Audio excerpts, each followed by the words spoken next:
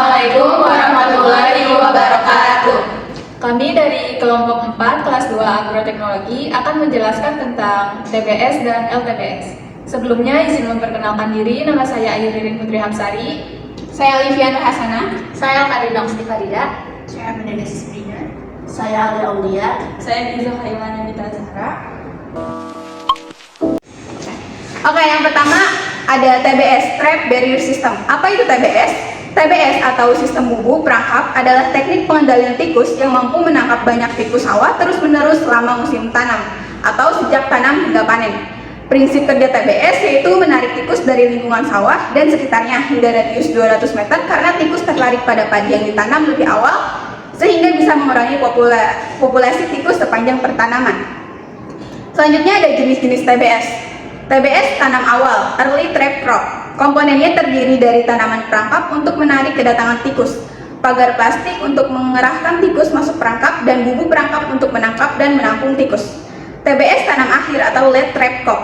Komponen TBS tanam akhir sama seperti TBS tanam awal, tetapi tanaman perangkap ditanam 3 minggu lebih lambat dari tanaman.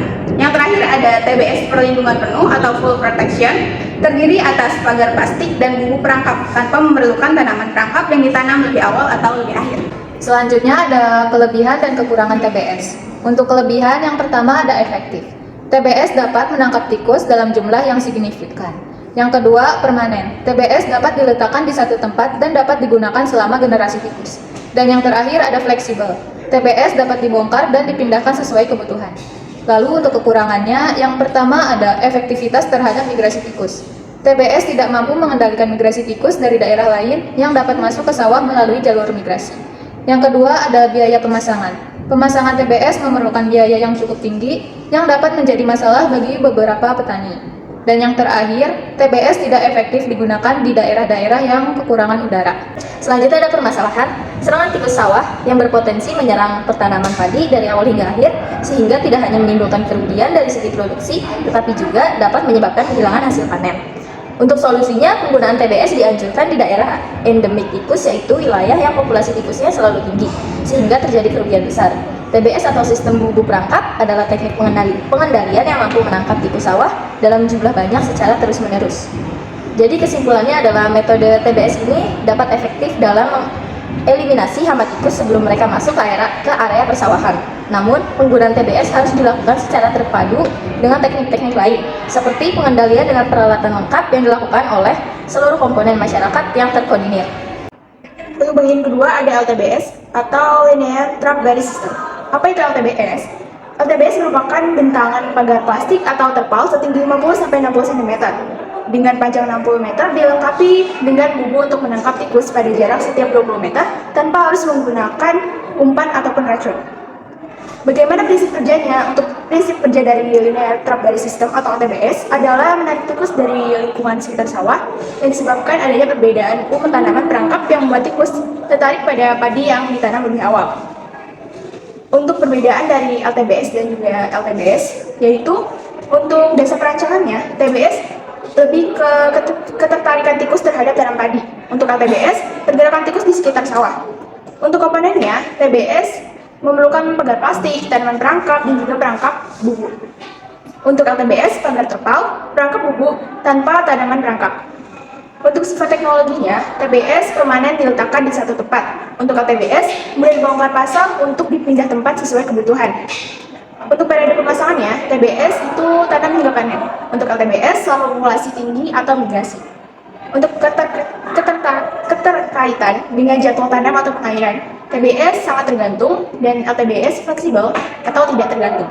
Kekurangannya yaitu yang pertama, memerlukan biaya yang tinggi untuk membangun dan mengoperasikan sistem LTBS. Yang kedua, mungkin menyebabkan kelemahan dalam pengendalian tikus sawah yang tidak terdeteksi oleh sistem LTBS. Dan yang ketiga, mungkin menyebabkan penggunaan bahan kimia yang tidak diinginkan. Selanjutnya ada permasalahan. Permasalahan tikus sawah bergerak dari habitatnya ke sawah dan sebaliknya, sehingga dapat menyebabkan kerusakan pada tanaman padi yang berakibat kerugian panen pada petani. Solusinya yaitu pemasangan LTBS dapat dilakukan di sawah dan habitat tikus seperti tepi kampung, tanggul irigasi, dan tanggul jalan. LTBS juga efektif mengendalikan migrasi tikus. Caranya dengan membentangkan LTBS dan memasang bubu-bubu perangkap pemotong jalur migrasi.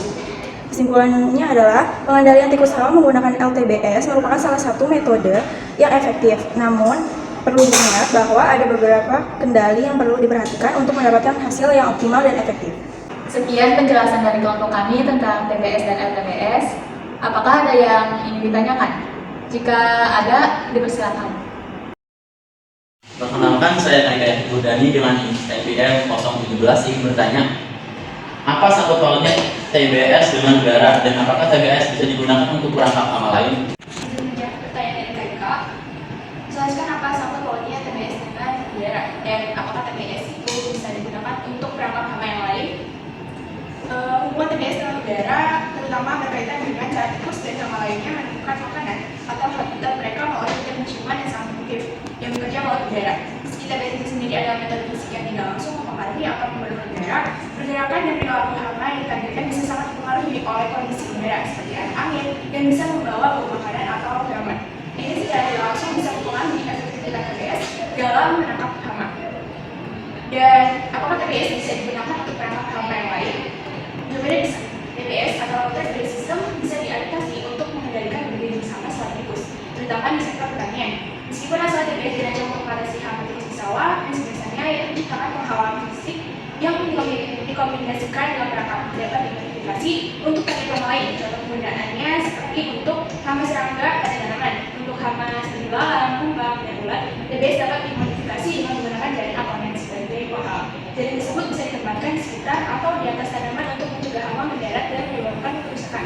Perangkap dengan feromon atau atrakan lain bisa ditempatkan di sekitar untuk menarik dan menangkap hama tersebut. Perkenalkan, nama saya Najma Farihatun Lupus, NPM 025. Izin bertanya, bagaimana cara menjaga agar track barrier system tetap efektif dalam jangka waktu yang panjang? Izin menjawab pertanyaan Najma, bagaimana sih cara menjaga track barrier system dalam jangka panjang? Yang pertama itu pemeliharaan rutin, melakukan pemeriksaan dan perbaikan TBS secara berkala. Yang kedua itu ada pemantauan dan evaluasi, pantau populasi tikus di area TBS secara berkala. Yang ketiga ada modifikasi dan adaptasi, modifikasi desain TBS jika populasi tikus menunjukkan adaptasi. Yang keempat itu melakukan penyuluhan dan pelatihan, berikan penyuluhan dan pelatihan kepada petani tentang cara penggunaan dan pemeliharaan TBS yang benar. Selanjutnya terakhir ada dukungan dan kerjasama.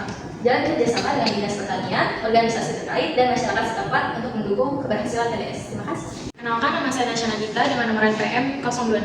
Saya akan bertanya, apa dampak dari kelemahan dalam pengendalian tikus sawah yang mungkin tidak terdeteksi oleh sistem LTBS? Pertanyaan dari Tasya, pertanyaannya yaitu apa dampak dari kelemahan dalam pengendalian tikus sawah yang mungkin tidak terdeteksi oleh sistem RTBS?